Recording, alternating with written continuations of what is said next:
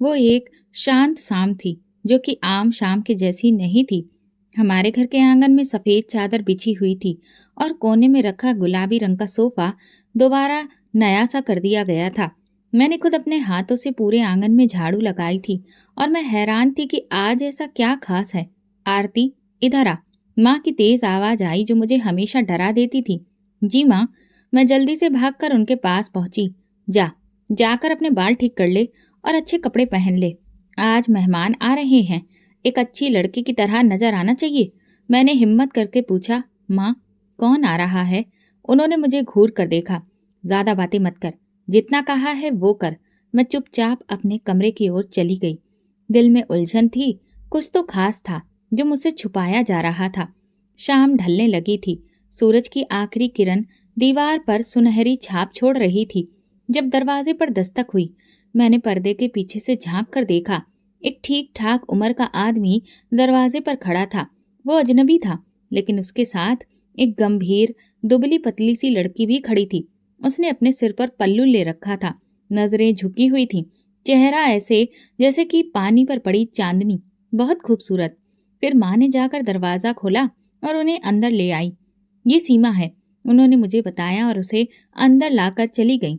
मैं वही जमी रह गई। सीमा, ये कौन है और इतनी छोटी उम्र की लड़की यहाँ क्या कर रही है? कुछ देर बाद माँ ने मुझे बुलाया। आरती, जाकर सीमा को कमरा दिखा दो। अब यही तेरी भाभी है। भाभी? ये सुनते ही मेरे कदम वहीं जम गए। मगर कब और कैसे? मुझे तो कुछ पता ही नहीं चला। माँ ने मेरे 50 साल के भाई की शादी रहस्यमय तरीके से एक अनाथ लड़की से कर दी थी, जिसे वो एक नेक काम समझ रही थी। जब मैं सीमा के कमरे में गई, वो पलंग के किनारे बैठी थी, साड़ी का पल्लू सिर पर और नजरें जमीन में गड़ी हुई थी। उसकी उंगलियां लगातार आपस में उलझ रही थी। नमस्ते, मैंने धीरे से कहा। वो चौकी पर बैठे बैठे बोली, नमस्ते, मेरा नाम आरती है और तुम मेरी भाभी हो गई हो। वो बस सिर हिलाकर रह गई। मैं थोड़ा उसके पास बैठ गई। अजीब सा एहसास था, जैसे वो सब कुछ छोड़ आई हो और अब भी यकीन नहीं कर पा रही कि यही उसकी मंजिल है। कमरे में खामोशी थी कि अचानक दरवाजा जोर से खुला और माँ गुस्से में अंदर आई। आरती, तू यहाँ क्या कर रही है? भाभी के कमरे में जाने की इजाजत नहीं, चल निकल यहाँ से। मैं चौंक गई। माँ, मैं तो बस का मतलब पता है मुझे, निकल यहाँ से। मैं खामोशी से बाहर आ गई, मगर दरवाजा बंद होते ही अंदर से सिसकियों की आवाज आने लगी, धीरे धीरे मगर दिल को छू जाने वाली। सीमा रो रही थी। रात को जब सब सो गए, मैंने दबे कदमों से लिविंग रूम में जाकर देखा। मेरा भाई साहिल शादी की पहली रात अपनी पत्नी के कमरे में सोने की बजाय सोफे पर लेटा हुआ था। चेहरा गंभीर, शरीर सीधा और नजरें छत की तरफ थीं, जैसे वो सो नहीं रहा था, किसी गहरी सोच में डूबा हुआ था। सीमा के कमरे से अब भी सिसकियों की आवाजें आ रही थी। ये कोई आम रोना नहीं था, ये उस दर्द की आवाज थी जो तब निकलती है जब दिल अंदर से टूट जाता है। मैं भाई के पास गई। भाई, आप यहाँ क्यों? वो चौंक गए, फिर चेहरा छुपाकर बोले, आरती, तुम सोई नहीं अभी तक? नहीं भाई, मुझे नींद नहीं आ रही। आप भाभी के साथ क्यों नहीं हैं? वो तो रो रही है। मेरे शब्द सुनकर उनके चेहरे पर एक साया सा छा गया। कुछ बातें तुम नहीं समझोगी आरती, वक्त आने पर सब पता चल जाएगा। वो करवट बदल कर चुप हो गए। मैं सदमे में खड़ी थी, फिर अपने कमरे में लौट आई, लेकिन दिल में तूफान चल रहा था। सुबह की ठंडी हवा खिड़की के पर्दे हिला रही थी। पूजा के समय एक अजीब सी खामोशी और बोझ घर में महसूस हो रहा था। घड़ी में 7 बज रहे थे। नींद तो जैसे रात से ही रूठ गई थी, लेकिन शरीर में थकावट बाकी थी। दरवाजा खोलकर बाहर निकली तो किचन से बर्तनों की हल्की आवाज आ रही थी। मैं किचन के दरवाजे तक पहुंची और अंदर का दृश्य देखकर दिल थम गया। सीमा चुपचाप चूल्हे के सामने खड़ी नाश्ता बना रही थी। उसके चेहरे पर शादी वाली कोई रौनक नहीं थी, बल्कि आंखों के नीचे हल्की सूजन और दर्द झलक रहा था। मैं धीरे से आगे बढ़ी। भाभी, आप आराम कर लेती, मैं नाश्ता बना देती। उन्होंने मेरी तरफ देखा और धीरे से मुस्कुराकर कहा, नहीं आरती, सबको वक्त पर नाश्ता मिल जाना चाहिए। उनकी आवाज में नमी थी जो दर्द में होती है। ना कोई शिकायत, ना कोई गिला, बस खामोशी और जिम्मेदारी। तभी माँ किचन में आई, आंखों में गुस्सा और माथे पर बल। इतनी देर लगा दी, सब भूखे बैठे हैं और तू अब तक नाश्ता बना रही है? सीमा ने नजरें झुका ली। बस हो गया माँ, अभी लेकर आती हूँ। ज्यादा जुबान मत चलाया कर। मैंने पहले ही कहा है, वक्त पर सब कुछ हो जाना चाहिए। मैंने माँ की तरफ देखा। माँ, भाभी अकेली है, थोड़ा वक्त तो लगेगा ना। माँ ने मुझे तेज नजरों से घूरा। अब तू भी यहाँ सिखाने लगी है मुझे? चल हट यहाँ से। मैं चुप हो गई, मगर दिल अंदर से तड़प रहा था। भाई टेबल पर बैठे थे, उदास चेहरा, झुकी नजरें और खामोश जुबान। भाई, जो कभी माँ के हर फैसले पर बहस किया करते थे, आज एक हारे हुए इंसान की तरह बैठे थे। सीमा ने नाश्ता टेबल पर रखा, फिर चुपचाप एक और खड़ी हो गई। ना किसी ने धन्यवाद कहा, ना किसी ने नजर उठाकर देखा, ना कोई तारीफ की। कई दिन गुजर चुके थे, मगर घर में माहौल नहीं बदल रहा था। मैंने ध्यान दिया कि सीमा दिन ब दिन चुपचाप रहती और थकी हुई सी सो रही थी। उसकी बातें पहले ही सुनाई नहीं देती थी, अब तो चेहरे के एक्सप्रेशन भी जैसे बेजान होते जा रहे थे। मेरे भाई साहिल का रवैया भी अब कुछ हद तक बदला हुआ था। वो घर में होते हुए भी किसी कोने में चुपचाप बैठे रहते। ना वो भाभी से बात करते, ना किसी और से। सबसे अजीब बात, वो आज तक कभी भाभी के कमरे में नहीं गए थे। शादी को 3 हफ्ते हो चुके थे, लेकिन वो हर रात कभी लॉन्च के सोफे पर सोते, तो कभी पापा के कमरे में एक तरफ पड़ी चारपाई पर। एक शाम मैंने माँ से धीरे से पूछा, भाई भाभी के साथ कमरे में क्यों नहीं सोते? माँ ने गुस्से से मेरी तरफ देखा। तुम्हें हर बात में टांग अड़ाने की आदत है। ये उनका आपस का मामला है, तुम्हें फिक्र करने की जरूरत नहीं। मैं चुप हो गई, मगर दिल की बेचैनी कम ना हुई। रात के वक्त मैं लॉन से गुजरी तो भाई ने पुराने सोफे पर लेटकर कब्जा जमा रखा था।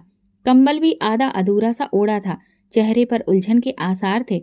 मैं कुछ कहने लगी, फिर रुक गई। इस वक्त भाभी का कमरा मेरी नजर के सामने आया। दरवाजा आधा खुला था और कमरे के अंदर से धीमी रोशनी दिख रही थी। सीमा तकिए से टेक लगाए एक कप चाय थामे बैठी थी। उसकी आंखें थकी थीं, जैसे नींद उसके दरवाजे से वापस लौट जाती हो। अगले दिन माँ ने उसे किचन में बुलाया। सुन, आज दोपहर को आंगन की सफाई कर ले और पर्दे भी धो लेना। शाम को कुछ मेहमान आ सकते हैं। सीमा ने अपना सिर हिला दिया। और सुन, खिचड़ी भी बना देना, नानी के लिए, उसके लिए अलग, तेल कम डालकर, और आटा भी गूंथना है। मैं सुन रही थी, दिल में कई सवाल पैदा हो रहे थे। क्या ये सब काम एक अकेली नई दुल्हन के लिए ठीक है? कोई आराम, कोई नरमी, कोई एहसास कुछ भी तो नहीं उसे दिया जा रहा था। लेकिन अब उसके लिए ये सब आम बात बन चुकी थी। जैसे सीमा घर की बहू नहीं, एक नौकरानी हो, जिसे नरमी की नहीं सिर्फ आदेश देने के लिए रखा गया हो। और मेरा भाई, उसकी खामोशी अब सिर्फ उलझन नहीं, एक पहेली बन चुकी थी। जैसे वो कुछ जानता हो लेकिन कहने से बच रहा हो। वो रात बाकी रातों से अलग थी। घर के अंदर एक अजीब सा तनाव महसूस हो रहा था, जैसे हवा में कोई घुटन सी भर गई हो। सीमा ने रात का खाना तैयार किया, सबके सामने रखा और फिर किचन में चली गई। मैंने उसके चेहरे पर थकान के साथ साथ उदासी की गहरी लकीर देखी, जो दिन ब दिन और ज्यादा बढ़ती जा रही थी। मैं भी खामोशी से अपने कमरे में चली गई, लेकिन मन उलझा हुआ था। कुछ देर बाद अचानक घर के अंदर जोर जोर से आवाजें गूंजने लगी। माँ के कमरे से साहिल भाई की बुलंद आवाज सुनाई दी, जो पहले कभी इतनी तेज नहीं सुनी थी। आखिर कब तक माँ, कब तक आप मुझे उसके कमरे से दूर रखेंगी? मैं शादीशुदा हूँ, मेरा अधिकार है उसके साथ रहना, उसके साथ जीना। माँ की आवाज भी बुलंद हो गई। जुबान संभाल कर बात कर अपनी माँ से। बहुत जुबान चलाने लगा है तू। नहीं जानता तेरे लिए क्या बेहतर है और क्या नहीं। मैं जो कर रही हूँ तेरे फायदे के लिए कर रही हूँ। फायदा? कौन सा फायदा माँ? पत्नी से दूर रहना भी कोई फायदा होता है? आपने जबरदस्ती मुझे शादी में धकेला, और अब जबकि मैं उसके साथ जीना चाहता हूँ तो आप मुझे रोकती हैं। जुबान बंद कर ले तू। तू कुछ नहीं जानता। तेरे साथ जो मुश्किल है उसे जानने की अकल भी नहीं है तुझमें। मैं घबराकर दरवाजे के पास गई। दिल जोर जोर से धड़कने लगा। उनकी बातचीत एक ऐसी हकीकत की तरफ इशारा कर रही थी जिसका मुझे कभी अंदाजा भी नहीं था। भाई की आवाज गुस्से से भरी थी और माँ के लहजे में साफ तौर पर दबदबा था, जिससे हम सब बचपन से ही डरते आए थे। माँ, आप मेरी जिंदगी के फैसले कर रही हैं, लेकिन मेरी पत्नी की जिंदगी बर्बाद हो रही है। वो दिन रात काम करती है, एक शब्द नहीं बोलती, और आप उस पर हुक्म चलाती हैं जैसे कि वो नौकरानी हो। तो उसके लिए बोलेगा तू?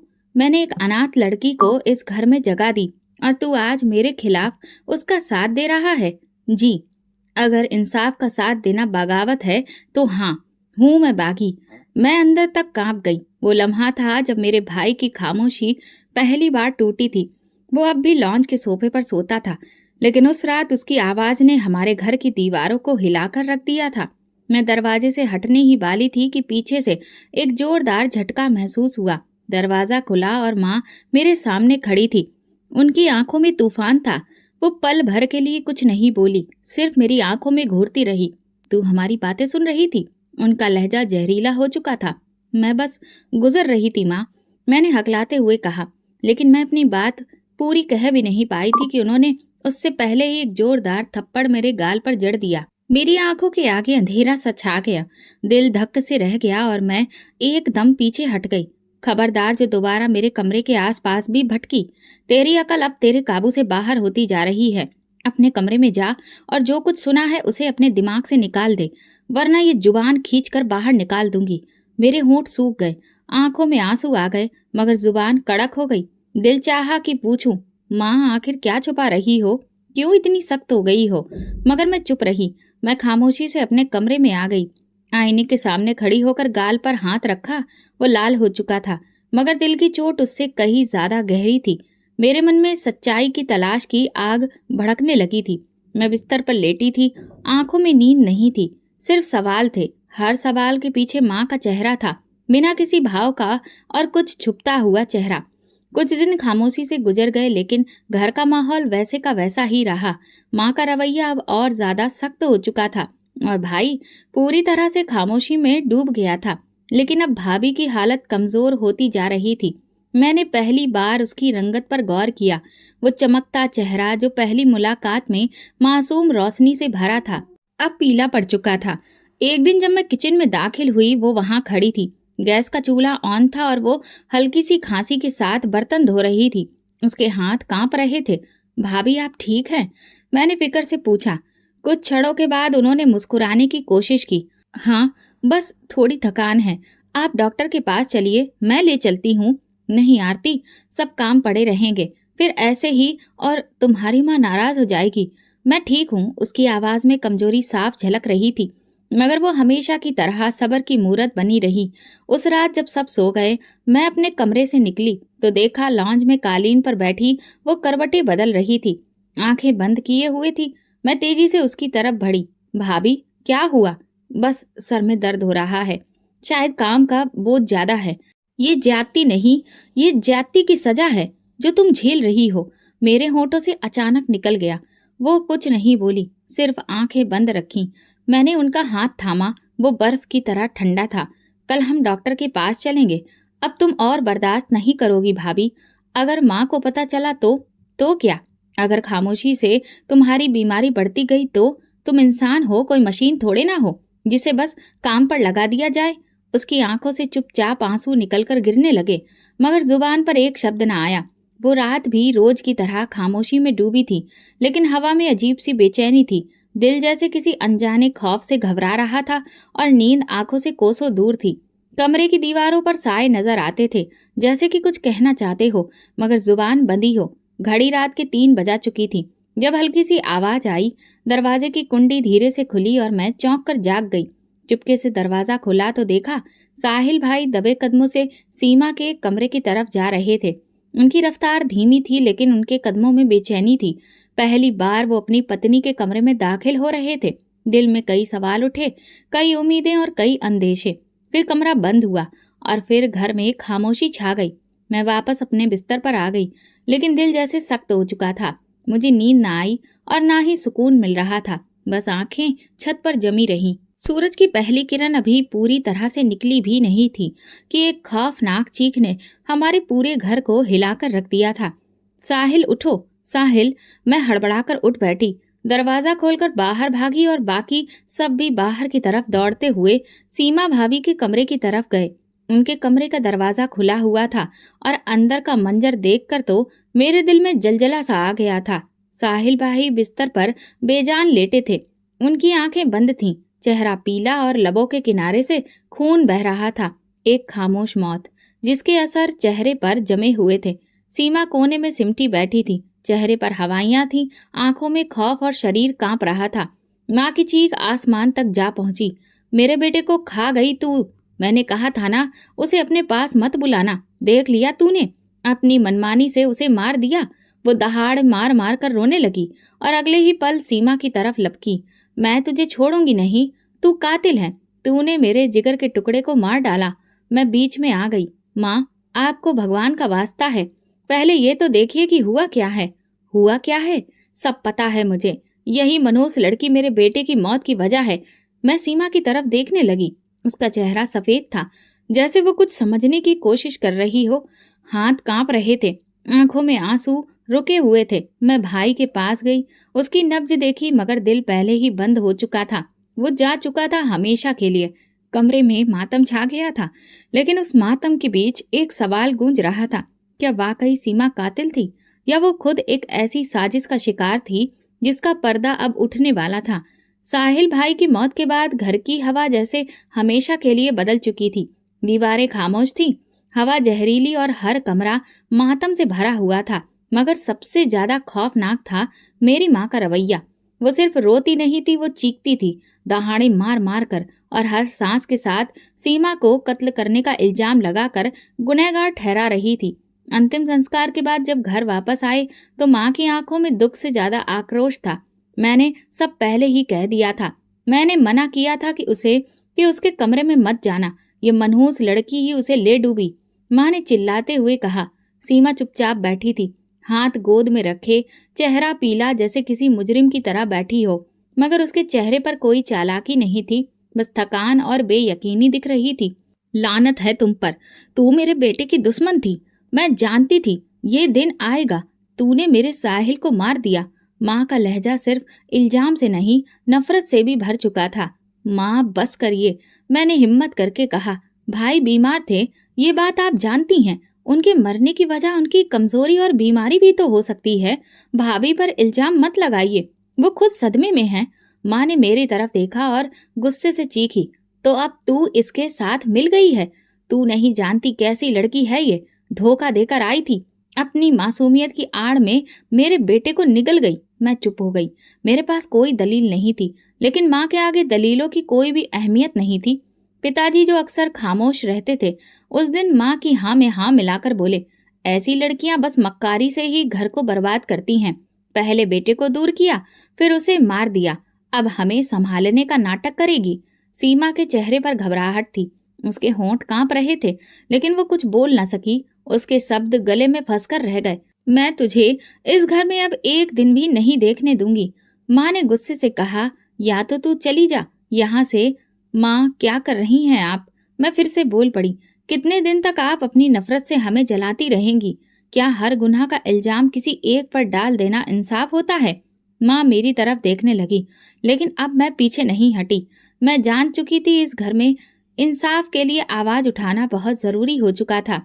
लेकिन सीमा, वो आज भी चुप थी, जैसे उसने सब कुछ भगवान के हवाले कर दिया हो। मगर एक बात थी, ये इल्जाम सिर्फ जुबान का नहीं था, ये उसकी इज्जत पर वार था, जिसे सीमा ने हर हालत में संभाले रखा था। भाई की मौत के बाद सीमा के लिए जिंदगी अब और भी ज्यादा दर्दनाक सफर बन गई थी। सुबह आंख खोलती तो माँ की कड़वी आवाज उसे सुनाई देती। दोपहर में गर्मी, थकान और कमजोरी के बावजूद भी वो किचन का सारा बोझ अपने कमजोर कंधों पर उठा लेती। कपड़े धोना, आंगन धोना, मेहमानों की सेवा करना, सब कुछ वही करती। अगर जरा सी भी देर हो जाती तो माँ की आवाज गूंजती, तू तो मेरे बेटे को खा गई, अब हमारे सर पर बैठकर राज करना चाहती है।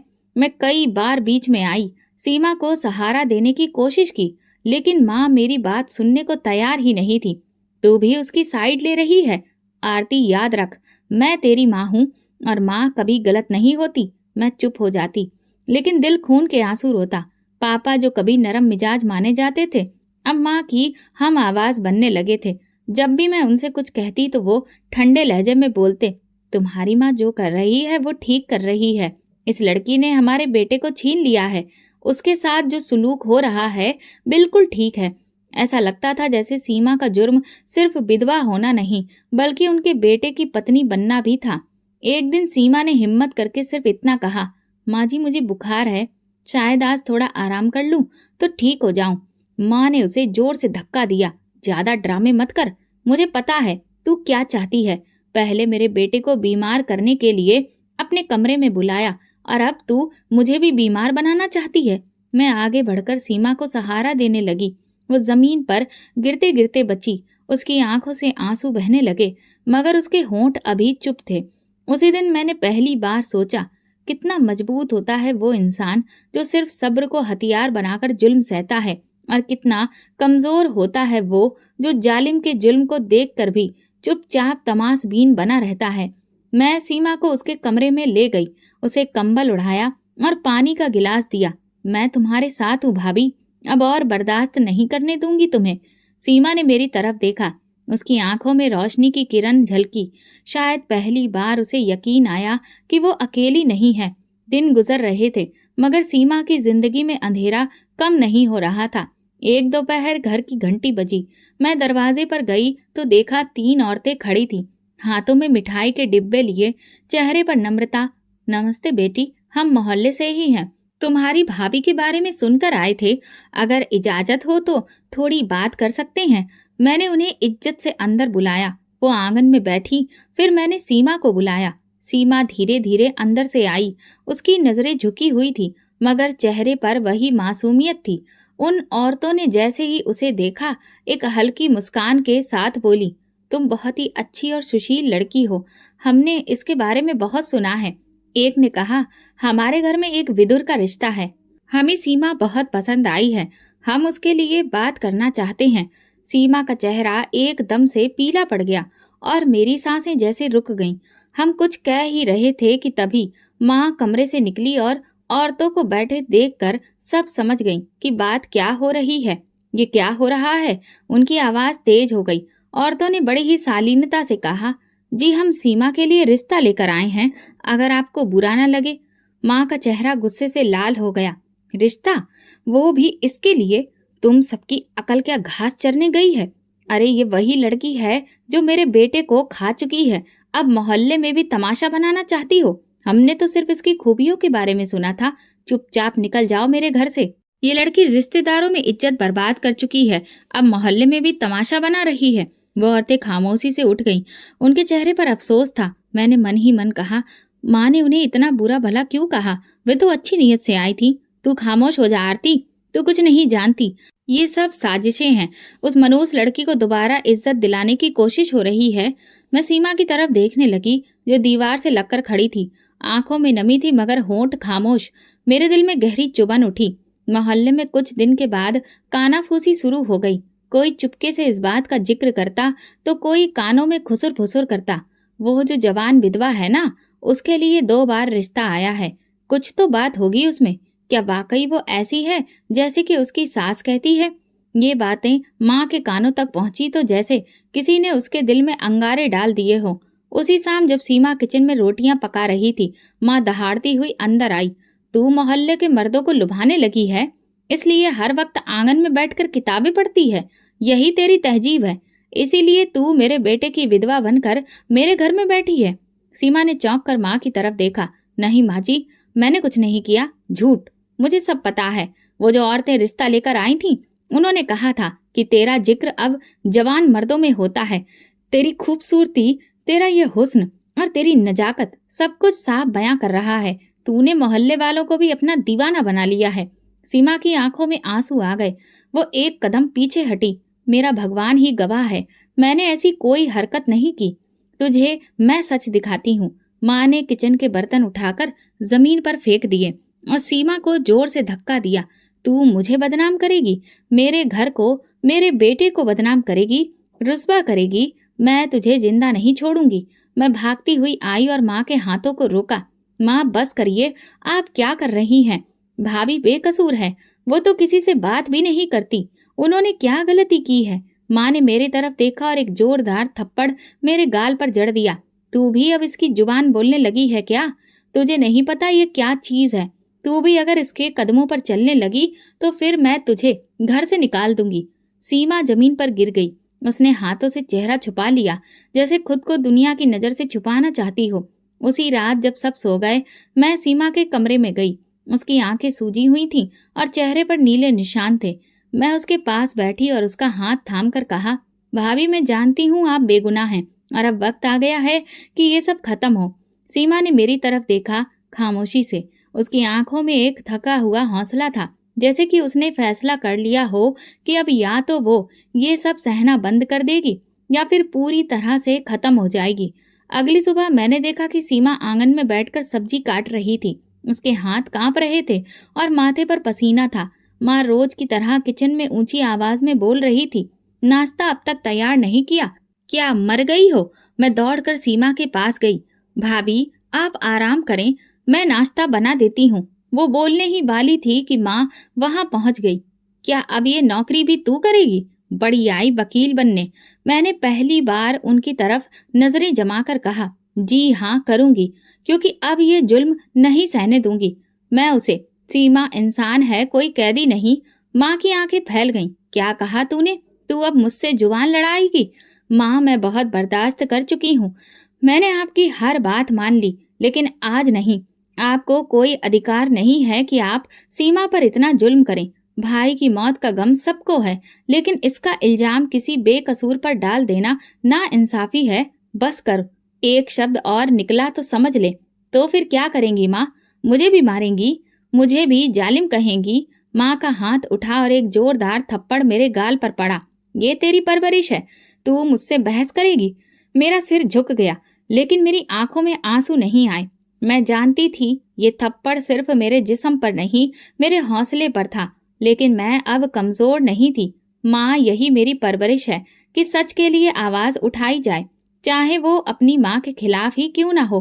पापा जो पास में ही बैठे थे, वो भी ये सब देख रहे थे, मगर हमेशा की तरह वो खामोश रहे। उनकी खामोशियां मुझे काटने लगी थी। वो सिर्फ माँ के इशारों पर नाचने वाले बन चुके थे, या फिर उनकी आवाज भी अब दब चुकी थी। मैंने सीमा का हाथ पकड़कर उसे अंदर ले जाकर कमरे का दरवाजा बंद कर दिया। अब बहुत हो गया। अगर अब आप भी चुप रही तो ये सब कभी खत्म नहीं होगा। सीमा ने मेरी तरफ देखा। उसकी आंखों में नमी थी, लेकिन उसके होठों पर पहली बार एक छोटी सी मुस्कान थी।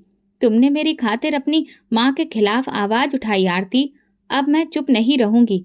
उस पल मुझे लगा जैसे पहली बार सीमा ने खुद को कैद से आजाद महसूस किया हो, और मैंने पहली बार खुद को एक बगावत का हिस्सा बनते देखा हो। ये बगावत सिर्फ आवाज की नहीं थी, ये बगावत इज्जत, अधिकार और इंसानियत के लिए थी। फिर एक दिन वही मोहल्ले की इज्जतदार औरतें दोबारा आईं।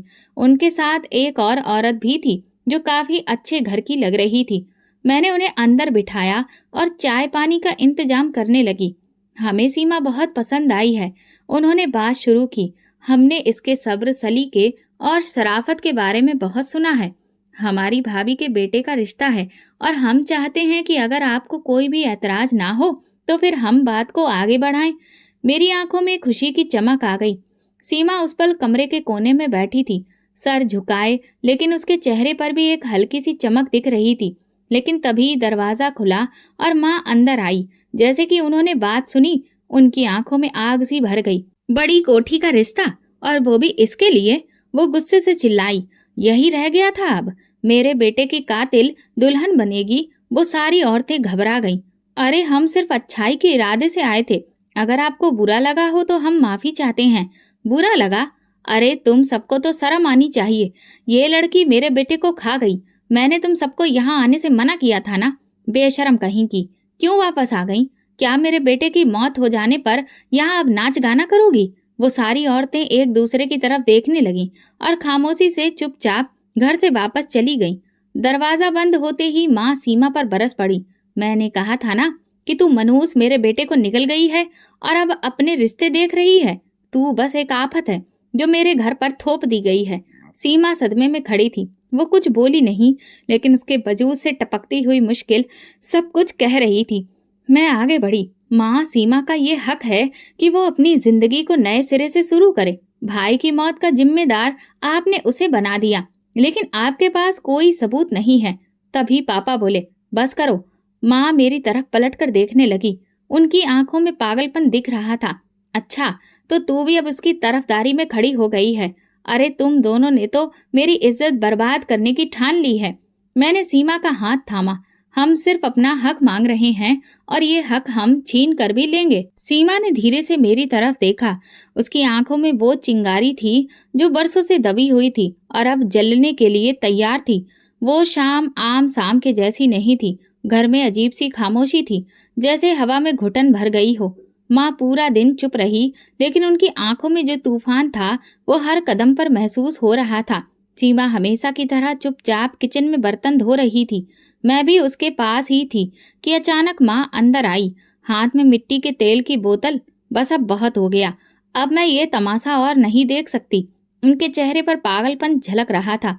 माँ, ये क्या कर रही हैं आप? मैं आगे बढ़ी। ये मनहूस औरत है, पहले मेरे बेटे को खा गई, अब मोहल्ले के मर्दों को भी लुभा रही है ये। मैं तुझे जिंदा नहीं छोड़ूंगी आज। उन्होंने सीमा के जीवन को राख बनाने की तैयारी शुरू कर दी थी। माँ, आपको भगवान का वास्ता, ये क्या कर रही हैं आप? मैंने आगे बढ़कर सीमा को बचाने की कोशिश की, उसका हाथ पकड़ना चाहा, मगर तभी पापा अंदर आए। पापा, आप कुछ कीजिए, माँ तो पागल हो गई है। ठीक है, लेकिन पापा ने मेरे बाजू को जोर से पकड़ लिया। बस बहुत हो गया, अब तू भी मेरे खिलाफ जा रही है। तू इसी मनहूस के साथ खड़ी है, जा अपने कमरे में। नहीं, मैं नहीं जाऊंगी। मैं अपनी भाभी की जिंदगी को बर्बाद नहीं होने दूंगी। मैं पूरी ताकत से चिल्लाई, लेकिन पापा ने मुझे घसीटकर कमरे में धकेल दिया और बाहर से दरवाजा बंद कर दिया। मैं अंदर कैद हो गई। दरवाजा पीटती रही, चीखती रही, माँ, पापा, आपको भगवान का वास्ता दरवाजा खोलिए। क्या आप इंसान भी हैं? बाहर से शोर बढ़ने लगा। पहले सीमा की धीमी आवाजें, फिर माँ की तेज आवाजें, और फिर सब कुछ जलकर राख हो गया। मेरे होश उड़ चुके थे। दरवाजे के नीचे से धुआं अंदर आने लगा, खिड़कियों से लपटें दिखाई देने लगी। हे भगवान, कोई बचाओ, कोई दरवाजा खोलो। मेरी आवाज गले में फंस गई। बाहर से चीख पुकार सुनाई देने लगी। शायद मोहल्ले वाले आ गए थे। कोई अपनी लकड़ी, कोई पानी, कोई चीज, सब शोर में डूब गया था। मैंने जोर से दरवाजे पर धक्का दिया। हाथ जख्मी हो गए, लेकिन दरवाजा नहीं खुला। फिर एक जोरदार धमाका हुआ। शायद आंगन में कुछ फटा था। ये आग सिर्फ जिस्म को नहीं, रिश्तों को भी जला रही थी, और मैं बेबस बंद कमरे में सिर्फ भगवान से भीख मांग रही थी। हे भगवान, मेरे घर को बचा लो, मेरी भाभी को बचा लो। दरवाजे के पीछे बैठकर मैं रोती रही, हर मुमकिन कोशिश करती रही कि किसी तरह बाहर निकल सकूं। अंदर धुआं भर चुका था, सांस लेना मुश्किल हो रहा था। मेरी आंखों से आंसू बह रहे थे। ये आंसू दर्द नहीं खा सकते थे, सिर्फ होठों पर प्रार्थना थी, भगवान कुछ भी करके भाभी को बचा लो। फिर अचानक एक जोरदार धमाके के साथ दरवाजा टूटा। मोहल्ले के कुछ लोग थे जिन्होंने शोर सुनकर दरवाजा तोड़ दिया था। मैं लड़खड़ाती हुई बाहर निकली और आंखों के सामने का मंजर मेरी रूह तक कपा गया।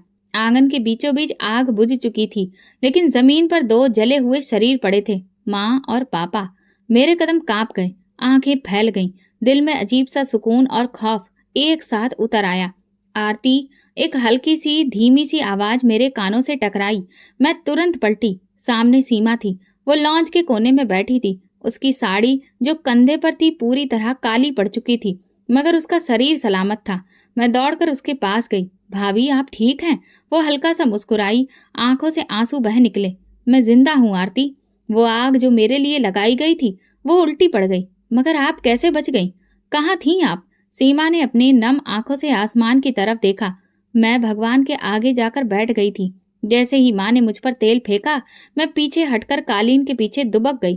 फिर कुछ पलों के बाद अचानक शोले भड़क गए और वे दोनों खुद ही आग में फंस गए। ये सब एक चमत्कार है भाभी। नहीं आरती, ये चमत्कार नहीं, ये भगवान का आशीर्वाद है। जो भी उसके आगे झुकता है वो उसे लोगों की आग से बचा लेता है। मैं हर रोज भगवान से प्रार्थना करती थी कि वो मुझे इन जुल्मों से बचा ले और मेरा हक मुझे दे। भगवान ने मेरा सब्र देख लिया और मेरी प्रार्थना सुन ली। मेरी आंखों से आंसू निकल पड़े।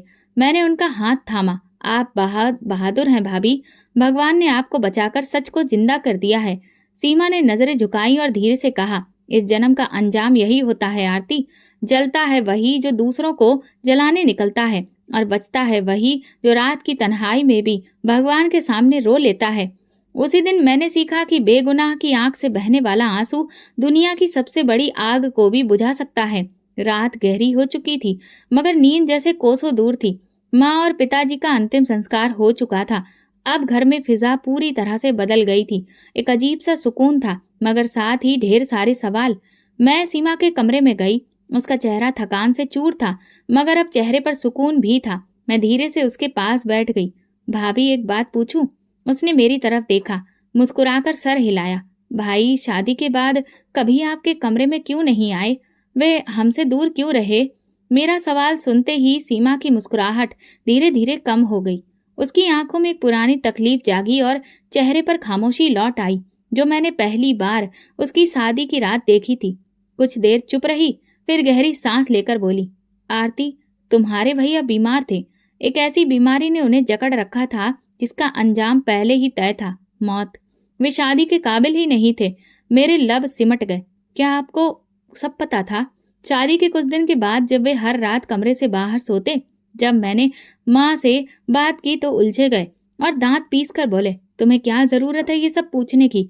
फिर एक रात मैंने उनके कमरे की दराज में कुछ कागजात देखे। वो रिपोर्ट थी, साहिल की मेडिकल रिपोर्ट। उन्हें कैंसर था, अंतिम स्टेज पर पहुंच चुका था। उन्हें बचाने की उम्मीद बाकी नहीं थी। मेरी आंखों में आंसू आ गए। माँ को सब पता था? हाँ, और उन्होंने इसके बावजूद भी मेरी शादी उनसे करवाई थी। एक अनाथ बेसहारा लड़की जो मुफ्त की नौकरानी बन जाती है। वो जानती थी कि साहिल ज्यादा दिनों का मेहमान नहीं है। उन्हें मेरे जैसी सवर वाली लड़की की जरूरत थी, जो उनके हर हुक्म को हुक्म समझे। ये सब तो धोखा था, आपके साथ भी और भाई के साथ भी। सीमा ने आसमान की तरफ देखा। माँ कहती थी कि ये सब तुम्हारे फायदे के लिए कर रही हूँ मैं, जबकि असलियत में वो सब कुछ अपने फायदे के लिए कर रही थी। साहिल बीमार था, कमजोर था, और उन्हें डर था कि अगर वो मेरे पास आएगा तो उसका अंत जल्दी ही हो जाएगा। लेकिन फिर भाई उस रात क्यों आए? क्योंकि उस रात साहिल ने पहली बार अपनी माँ की कैद को तोड़ने की हिम्मत की थी। उसे अंदाजा हो चुका था कि अब वक्त कम है। वो सिर्फ मेरे पास कुछ पल गुजारना चाहता था, लेकिन उसका शरीर उसका साथ नहीं दे सका। वो मर गया मेरे ही सामने, और फिर इसका इल्जाम भी मुझ पर लगा दिया गया। मैं पत्थर बन गई, आंखें नम, दिल बोझिल। सीमा ने मेरा हाथ थामा। मैंने कभी किसी से कोई शिकवा नहीं किया, आरती, क्योंकि मुझे यकीन था कि भगवान सब देख रहा है और वही इंसाफ करेगा वक्त पर। और आज वो वक्त आ चुका था। घर की फिजा पहले जैसी नहीं रही। खामोशी तो पहले भी थी, मगर अब खामोशी में सच्चाई भी शामिल हो चुकी थी। वो सच जो बरसों से छुपाया जा रहा था, जो जुल्म को अपनी तह में दबा रहा था, वो खुद को जाहिर कर चुका था। उस रात सीमा मेरे साथ बैठकर ठंडी सांसें भर रही थी। मैंने उसके चेहरे पर सुकून देखा, जो सिर्फ सच्चाई बयान कर देने के बाद आता है। सीमा ने कहा, तुम्हारे भाई अपनी माँ की गिरफ्त में थे। वो उन्हें जैसा समझाती रही, वो वही समझते रहे। उन्हें लग रहा था कि उनकी माँ जो कह रही है सही कह रही है, कि मैं वाकई उनके काबिल नहीं। मैंने कहा, जब तुम्हें सब पता था तो तुमने माँ से कुछ क्यों नहीं कहा? वो कहने लगी, क्योंकि मैं तो अनाथ थी, मेरे पास तो कुछ भी नहीं था। मैं इज्जत की तलाश में यहाँ आई थी, लेकिन यहाँ तो मैं गुलामी में जकड़ दी गई थी। मैंने उनका हाथ थामा।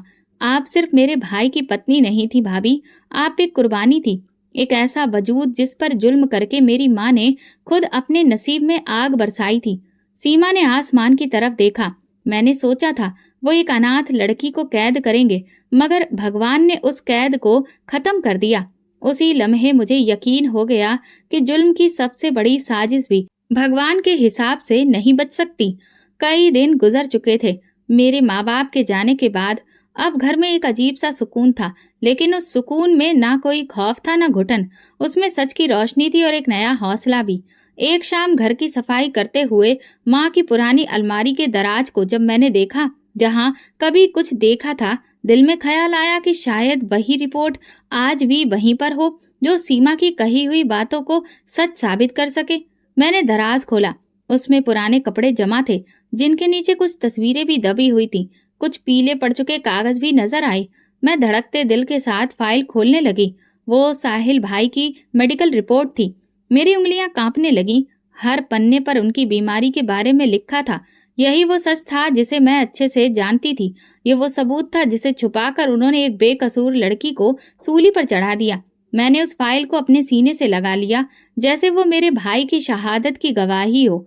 मैं तुरंत सीमा के कमरे में गई। भाभी देखिए, मैंने वो रिपोर्ट ढूंढ निकाली। अब सच सामने आ जाएगा। लोग जो कि आप पर इल्जाम लगाते थे, वे चुप हो जाएंगे। सीमा ने फाइल थामी, आंखों से बहते आंसू पोंछे। सच तो पहले से ही मेरा भगवान जानता है, लेकिन अब इस दुनिया को भी दिख जाएगा कि मैं कातिल नहीं थी। हाँ, मैं भी किसी की बेटी थी, किसी का मान थी। मैंने भाभी को सीने से लगा लिया। भाभी, अब आपका सर हमेशा ऊंचा रहेगा।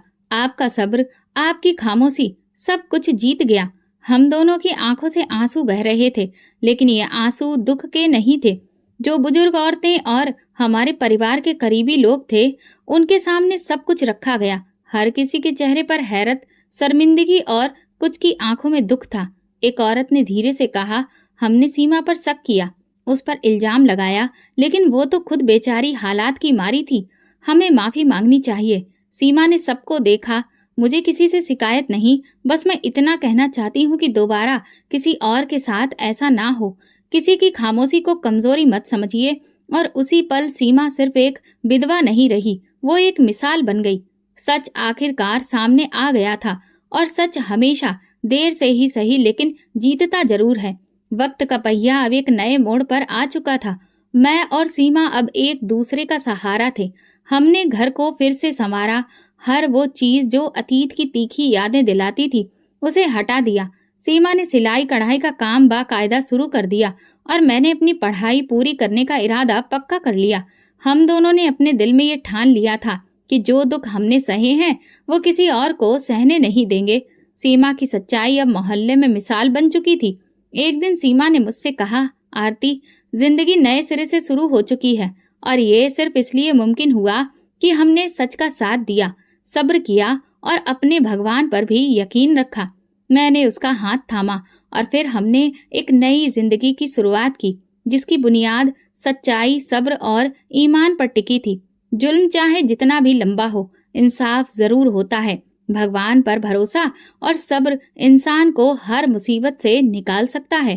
तो दोस्तों, अगर आपको हमारी ये कहानी पसंद आई हो तो प्लीज कमेंट करके जरूर बताइए। वीडियो को ज्यादा से ज्यादा लाइक और ज्यादा से ज्यादा शेयर करिए। अगर आप चैनल पर नए हैं तो सब्सक्राइब जरूर करें और नोटिफिकेशन बेल दबाएं, ताकि अगली अपडेट सबसे पहले आपको मिले। धन्यवाद।